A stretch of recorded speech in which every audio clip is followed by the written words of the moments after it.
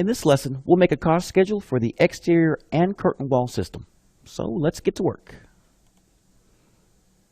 All right, just as a refresher of what we're working on here, this is the actual building we're working on. So at this point, we've got our steel taken care of. We have our columns, we have our structural support. We've even got our slab and concrete and footings taken care of. So we now want to learn how much it's going to cost in materials to build these walls, as well as this curtain wall system. And to do that, we're going to take a very similar approach that we did with the steel. We're going to make the assumption when we're working with this cost that we're working with the cost per linear foot to get this ordered. So let's go ahead and jump into it. We'll go to View like we've been doing, and we're going to go to Schedules. We're going to create another quantity schedule here. And this time, we'll create one for walls.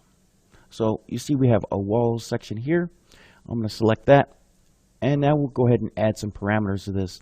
So it's going to be a little bit different with walls. I mean, again, it's just per linear foot. It's not any special type of unit of measurement. So really, I want to know what type. So we're going to go with family and type, because I know I have a couple of different wall types. You got the curtain wall system, and we also have our exterior cladding wall.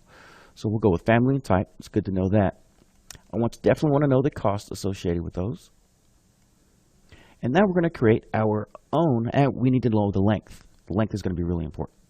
We need to know the length of that wall since it is per linear foot. So we'll add that, and now we can create our calculated value. So this will be cost per linear foot, or you could say total cost of the wall, cost of material.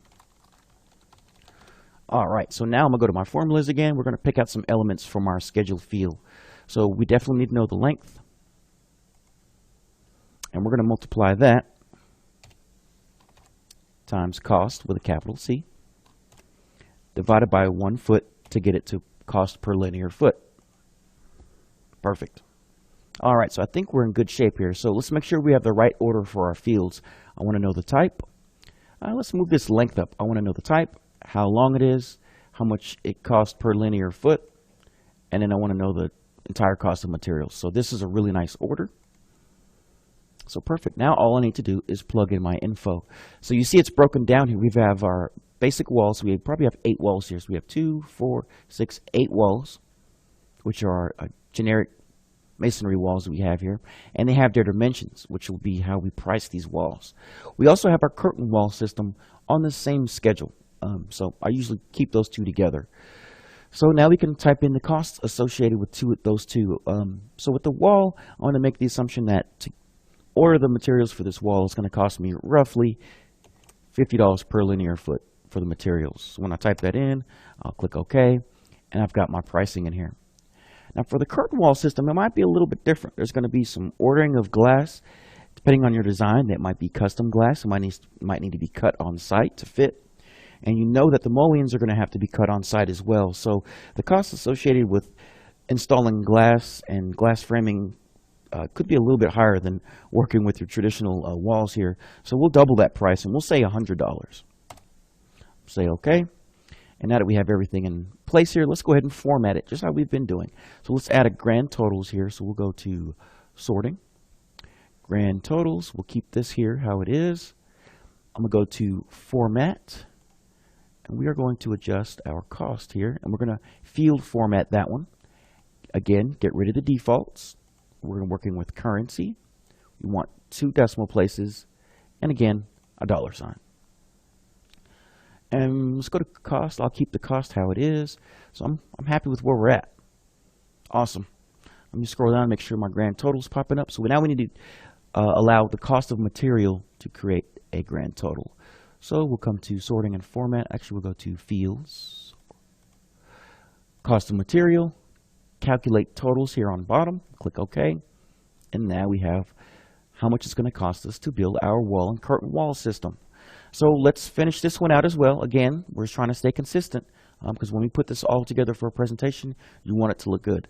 So let's adjust how our cells look, and let's make some additional adjustments to our font.